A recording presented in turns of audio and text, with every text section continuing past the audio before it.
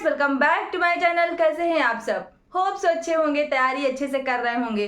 सो दोस्त, आपके लिए एक नया टॉपिक लेके आई हूँ, जिस क्रम में हम सभी चल रहे थे भारतीय राष्ट्रीय आंदोलन के क्रम में। सो फ्रेंड्स, भारतीय राष्ट्रीय आंदोलन के क्रम में हम लोगों ने जान लिया था कि किस तरीके से यूरोपीय कंपनियां भारत में आईं और उन्होंने किस तरीके से अपना व्यापार भारत में कंपनियां स्टार्ट की, व्यापार स्थापित किया और अपने व्यापार का धीरे धीरे करके किस तरीके से विस्तार करते गए पूरे भारत क्षेत्र में, और कहां तक भारत का जो है, किस क्षेत्र तक की जो है अंग्रेजों का पूरे भारत में नियंत्रण हुआ। इन सभी की हम लोगों ने बात पहले कर ली थी। अंग्रेजों के आने के बाद, कदम रखने के बाद, उनके नियंत्रण लागू होने के बाद क्या रही भारत की आर्थिक स्थिति, आज हम उसकी बात करते हैं कि भारत की स्थिति जो है क्या रही उस दौर में। ठीक है, तो आर्थिक स्थिति जानने से पहले जानना होगा हमें कि ब्रिटिश पूर्व स्थिति क्या थी, कि भारत की जो स्थिति थी वो अंग्रेजों के आने से पहले क्या थी और अंग्रेजों के आने के बाद क्या रही।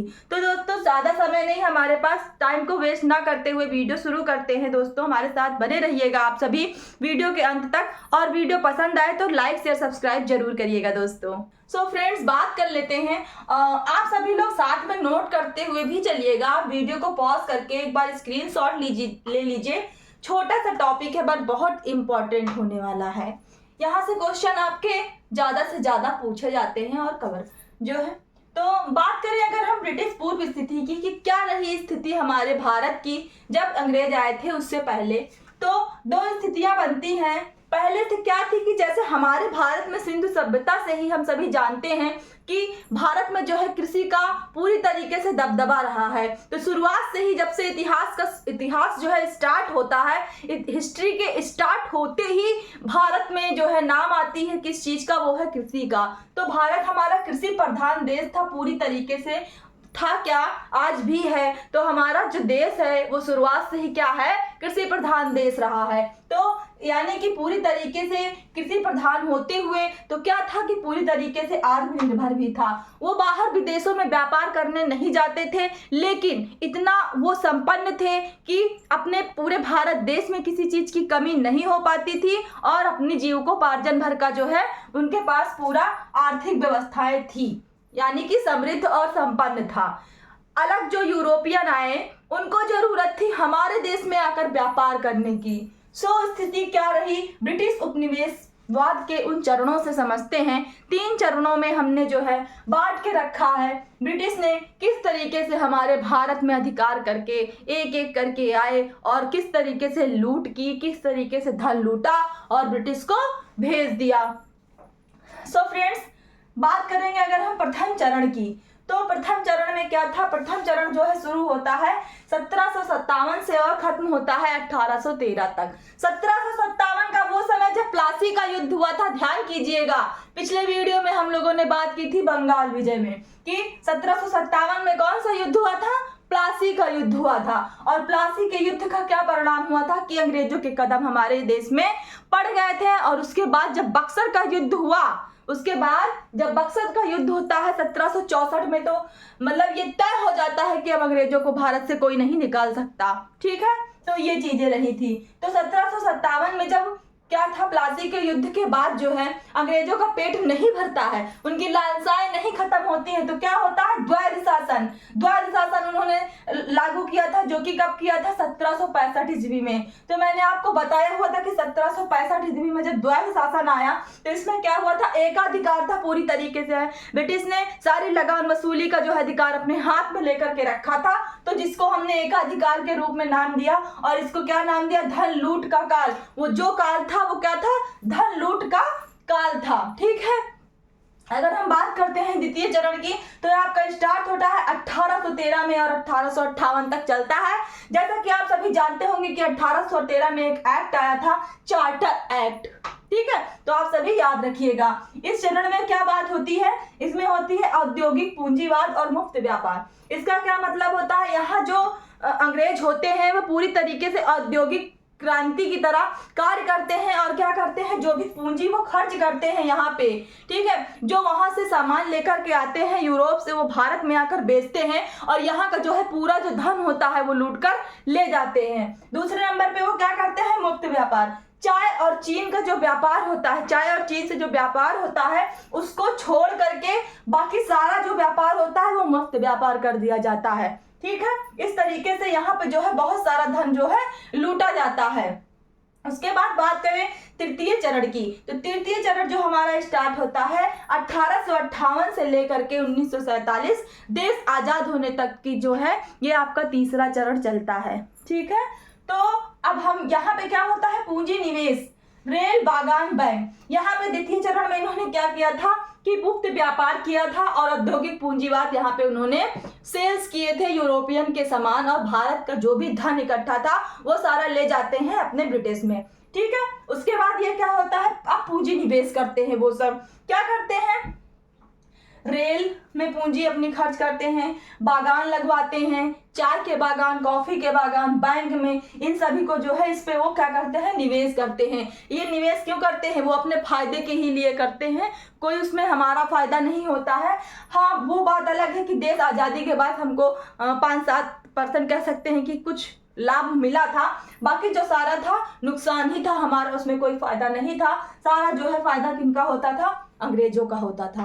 तो ये हमारी बात हो गई आर्थिक स्थिति की। उसके बाद उन्होंने क्या किया था, जब पूरी तरीके से शासन अपना जमा लिया था तो उनकी कुछ व्यवस्थाएं थी, उनकी जो व्यवस्थाएं थी उन्होंने कुछ अपनी नीतियां अपनाई थी, जहां से कि ज़्यादा से ज़्यादा आपके प्रश्न बनते हैं। उसको मैंने इस प्रकार के चार्ट में प्रस्तुत करने की कोशिश की है और आप सभी को समझाने की कोशिश की है।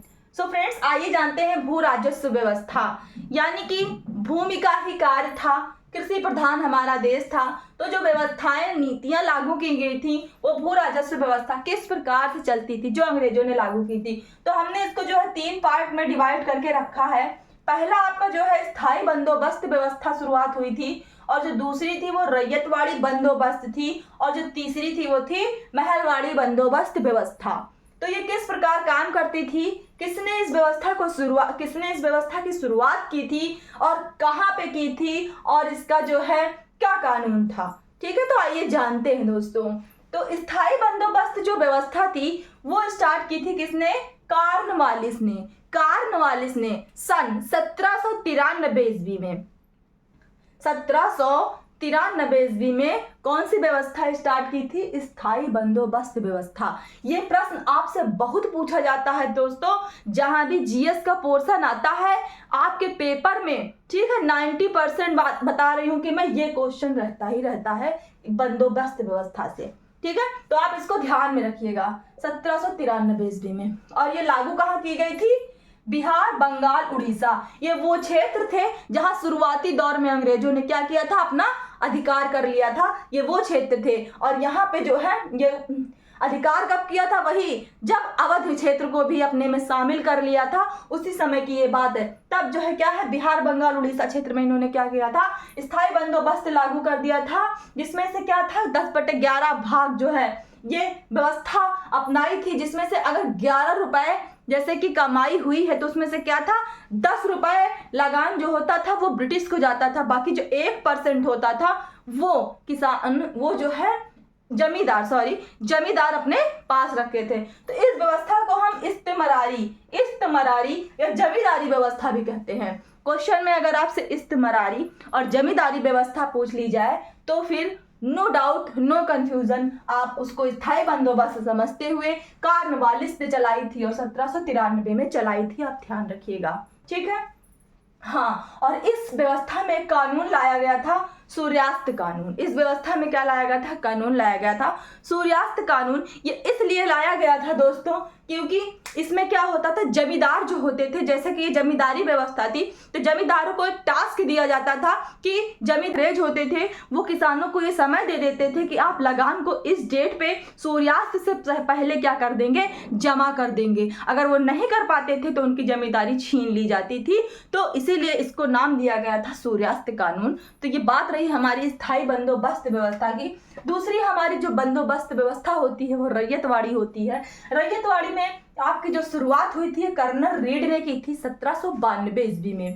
तो 1792 ईस्वी में की थी। स्थायी बंदोबस्त से 1 साल पहले हुई थी ये व्यवस्था शुरुआत कर्नल रीड ने की थी, और बाद में इसमें जो भी संशोधन किया सन 1820 में मुनरो ने किया। तो आप ये ध्यान रखिएगा, दोनों का नाम आपके लिए इंपॉर्टेंट होने वाला है। और ये जो शुरुआत हुई थी मद्रास, असम और बंगाल के क्षेत्र में हुई थी, और इस 51% क्षेत्र को जो है भारत के इस व्यवस्था ने कवर किया था। हाँ, यहाँ भी ध्यान रखिएगा, स्थायी बंदोबस्त जो व्यवस्था थी इसको भारत का 19% क्षेत्र पे इस व्यवस्था ने कवर अप किया हुआ था। ठीक है। और जो तीसरे नंबर पे आपका आता है महलबाड़ी बंदोबस्त व्यवस्था।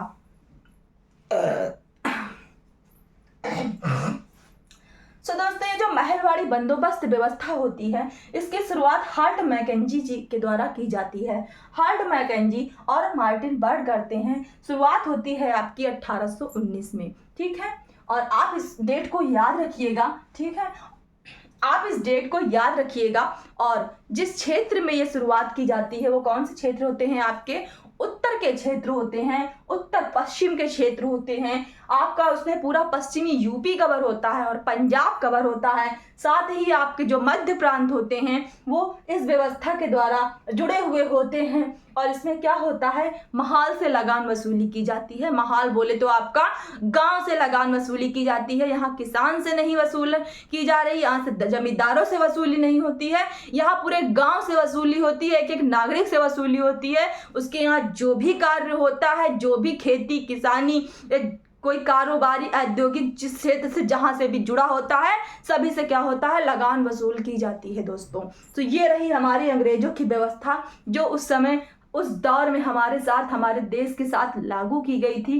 किस तरीके से हमें लूटा जा रहा था, किस तरीके से हमारे पूरे क्षेत्र पे अधिकार था उनका, हमारे पूरे गांव पे अधिकार था उनका, और किस तरीके से हम अंग्रेजों की जंजीरों में जकड़े हुए थे।